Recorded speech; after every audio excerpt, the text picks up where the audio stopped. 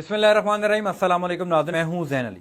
नाज़रीन इकराम, तहरीक लब्बैक पाकिस्तान के हवाले से एक इंतहाई अहम खबर मैं आज आप लोगों के साथ डिस्कस करने जा रहा हूं। और वो खबर साद हुसैन रिजवी साहब जो तहरीक लब्बैक पाकिस्तान के अमीर हैं उनकी रिहाई से मुतल्लिक है, उनकी नज़रबंदी से मुतल्लिक है। एक तरह की तहरीक लब्बैक पाकिस्तान के जो कारकुनान हैं उनके लिए खुशखबरी भी है कि अब एक बहुत बड़ा फैसला कर लिया गया। और दूसरी बात यह है कि आज मैं हुकूमत पंजाब को बहुत बुरी तरह एक्सपोज करूंगा। जो उन्होंने साद हुसैन रिजवी की नजरबंदी कर रखी है, जो अब तीसरे महीने के अंदर दाखिल हो चुकी है, मैं आज आपको एक ऐसा डॉक्यूमेंट दिखाऊंगा, एक ऐसा कानून दिखाऊंगा, हुकूमत पंजाब का अपना कानून दिखाऊंगा कि आपको अंदाजा होगा कि साद हुसैन रिजवी की जो नजरबंदी इस वक्त चल रही है वो गैर कानूनी है। ये मैं नहीं कह रहा, ये हुकूमत पंजाब का अपना लॉ कह रहा है और मैं आपको इस लॉ से प्रूव करके दिखाऊंगा। पहली इंपॉर्टेंट खबर तो ये है कि साद हुसैन रिजवी साहब जो तहरीक लब्बैक पाकिस्तान के अमीर हैं उनकी नजरबंदी को अब सुप्रीम कोर्ट के अंदर चैलेंज कर लिया गया है। लाहौर हाई कोर्ट में जो 24 मई को दरखास्त जमा करवाई गई थी, उसकी हेयरिंग हुई थी। उस हेयरिंग को लेकर, यानी जो तहरीक लब्बैक पाकिस्तान के अमीर साद हुसैन रिजवी साहब की नजरबंदी खत्म नहीं हुई थी, 24 मई के फैसले के मुताबिक, यानी वो दरखास्त खारिज हो गई थी, उस दरखास्त को दोबारा चैलेंज कर दिया गया है सुप्रीम कोर्ट में। साद हुसैन रिजवी साहब के चचा अमीर हुसैन और लॉयर जो है मुअज्जम मलिक साहब। ये एक इंतहाई अहम फैसला इस हवाले से जरूर है कि अब साद हुसैन रिजवी साहब की नजरबंदी खत्म हो जाएगी। ये मैं आपको पहले ही बता रहा हूं। उसकी वजह क्या है? पहली बुनियादी वजह तो यह है कि इस पिटीशन को जब सुप्रीम कोर्ट रजिस्ट्रार ऑफिस में जमा करवाया गया तो कल से लेकर आज तक मैंने मुख्तलिफ वकला की राय ली है, 3-4 सुप्रीम कोर्ट के लॉयर्स की भी राय ली है कि क्या साद हुसैन रिजवी साहब की नजरबंदी अब खत्म हो सकती है। तो माजी के अंदर क्या ऐसे कोई फैसले किए गए हैं कि अगर आपने किसी शख्स को नजरबंद रखा है, लाहौर हाई कोर्ट ने उसकी दरखास्त खारिज की और आपने सुप्रीम कोर्ट में उसकी दरखास्त जो है वो जमा करवा दी और सुप्रीम कोर्ट ने उस पर क्या फैसला दिया, तो माजी के अंदर कम से कम पिछले कोई 10 साल के अंदर ऐसी कोई तारीख नहीं मिलती कि आपने सुप्रीम कोर्ट से नजरबंदी खत्म करने के लिए रुजू किया गया और सुप्रीम कोर्ट ने उस दरखास्त को खारिज कर दिया हो। यानी नजरबंदी खत्म हर सूरत हो जाती है। लेकिन ये जो नजरबंदी साद हुसैन रिजवी साहब की है ये ऑलरेडी गैर कानूनी है। मैंने एक वीडियो की थी, मैं आपको बताता हूं कैसे गैर कानूनी है।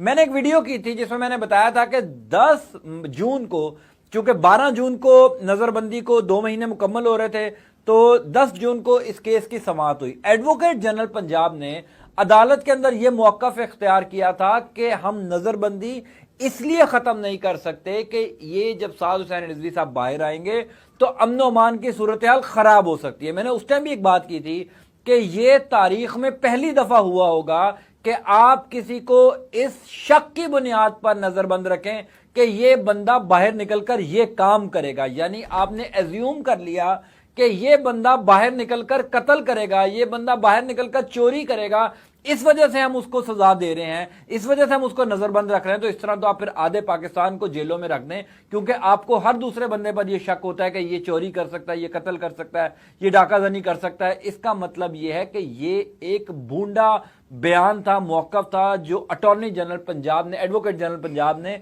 अदालत के अंदर जमा करवाया। दूसरी बात क्या है? दूसरी बात यह थी कि साद हुसैन रिजवी साहब को अदालत के अंदर पेश किए बगैर ही उनकी नजरबंदी में तोसी हो गई। यह भी एक अजीब तरह का सूरत हाल थी।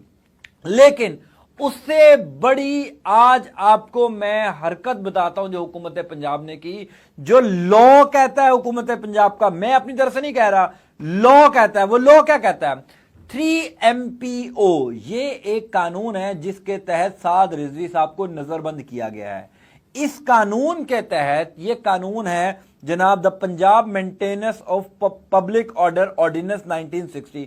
आप अपनी स्क्रीन पर देख रहे हैं, अगर आप गूगल करेंगे 3MPO लिखेंगे तो आपके सामने ये सफा खुल जाएगा, the Punjab maintenance of public order ordinance. इस ऑर्डिनेंस में ये लिखा हुआ है कि आप हुकूमत पंजाब, यानी हुकूमत जिसकी भी हो, उसको अगर किसी शख्स पर कोई शक शुबा हो कि ये जो है یہ وائلنس کریٹ کر رہا ہے، شواہد موجود ہوں اگر کسی شخص کے خلاف تو حکومت اس کو گرفتار کر سکتی ہے، حکومت اس کو ڈیٹین کر سکتی ہے، یعنی نظر بند کر سکتی ہے۔ ایک جملہ آپ اس میں سن لیں تاکہ آپ کو اندازہ ہو کہ میں کیا بات کر رہا ہوں۔ اس کے اندر لکھا ہوا ہے جناب والا، extend from time to time the period of such detention for a period not exceeding 6 months at a time۔ 6 مہینے سے زیادہ حکومت جو ہے وہ کسی شخص کو نظر بند نہیں رکھ سکتی، یہ حکومت کا اپنا قانون کہہ رہا ہے، میں نہیں کہہ رہا۔ تیسرا مہینہ سعد رضوی صاحب کی نظر بندی سے متعلق شروع ہو چکا ہوا ہے۔ دوسرا، اس آرڈیننس کے اندر کیا لکھا ہوا ہے؟ اس آرڈیننس کے اندر لکھا ہوا ہے کہ وہ شخص ہائی کورٹ کے اندر یا کسی بھی پاکستان کی عدالت کے اندر اپنا کیس چیلنج کر سکتا ہے، اور ہائی کورٹ پابند ہے، یعنی حکومت پابند ہے، حکومت پابند ہے کہ وہ کورٹ کے اندر ایویڈنس دکھائے، حکومت پابند ہے کہ وہ کورٹ کے اندر شواہد دکھائے اس شخص کے خلاف جس کو وہ نظر بند رکھنا چاہتی ہے۔ آج کے دن تک تیسرا مہینہ نظر بندی کو شروع ہو گیا، ایک بھی ایویڈنس سعد رضوی کے خلاف حکومت عدالت کے اندر پیش نہیں کر سکی۔ کیا سعد رضوی صاحب نے خود حکم دیا جلاؤ گھراؤ کا، توڑ پھوڑ کا، پولیس والوں پر اٹیک کا؟ نہیں، یہ سعد رضوی صاحب کا نہ کوئی لیٹر ہے نہ کوئی ویڈیو بیان ہے، حکومت نے کوئی بھی ایویڈنس عدالت کے اندر شو نہیں کیا۔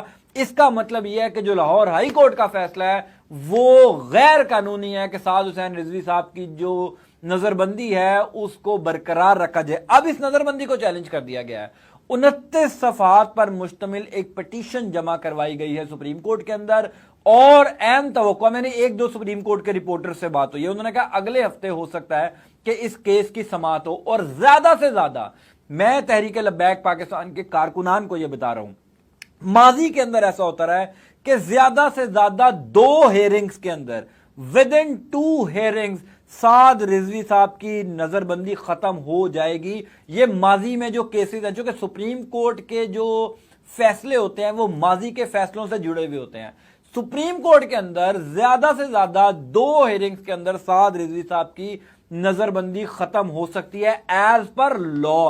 اب حکومت یا کوئی پولیٹیکل پریشر ہو یا FATF کو خوش کرنا ہو تو اس کا میں کچھ نہیں کہہ سکتا، لیکن جو قانون کہہ رہا ہے، جو قانون کی کتابیں کہہ رہی ہیں، آئین پاکستان کہہ رہا ہے، وہ یہ کہتا ہے کہ 2 ہیئرنگز کے اندر سعد رضوی صاحب کی رہائی ہو جائے گی۔ اس کے علاوہ سعد رضوی صاحب کو نظر بند نہیں رکھا جا سکتا، چونکہ حکومت کے پاس کوئی ایویڈنس نہیں ہے، صرف ایک ازمپشن ہے، ایک یہ سوچا جا رہا ہے کہ یہ شخص باہر نکل کے یہ کام کر سکتا ہے، اس بنیاد پر آپ کسی کو جیل کے اندر رکھ دیں، یہ کم از کم میری سمجھ سے باہر ہے۔ اس جو درخواست ہے اس میں حکومت پنجاب کو، ڈپٹی کمشنر لاہور کو، CCPO لاہور کو فریق بنایا گیا ہے، عدالت جو ہے سپریم کورٹ ان سے جواب مانگے گی، ان کے پاس کوئی ایویڈنس نہیں ہوگا تو 2 ہیئرنگز میں، مارک مائی ورڈز، 2 ہیئرنگز کے اندر سپریم کورٹ جو ہے وہ رہائی کر دے گی، نظر بندی ختم کر دے گی۔ اب کوئی پولیٹیکل پریشر ہوگا اس کا ابھی تک فی الحال کچھ نہیں کہا جا سکتا، لیکن یہ ایک اچھا امپورٹنٹ سٹیپ ہے جو تحریک لبیک پاکستان کے وکلاء نے، اسپیشلی جو سعد رضوی صاحب کے چچا ہیں امیر حسین صاحب، انہوں نے لیا ہے کہ اس فیصلے کو سپریم کورٹ چیلنج کیا ہے۔ دیکھنا یہ ہے کہ اس کا کیا فیصلہ ہوگا، میں آپ کو اپڈیٹ کرتا رہوں گا جب ہیئرنگ ہوگی اور جب فیصلہ ہوگا، میں آپ کو اس حوالے سے اپڈیٹ کرتا رہوں گا۔ اس چینل کا خیال رکھیں۔ تاجدار ختم نبوت زندہ باد زندہ باد، تاجدار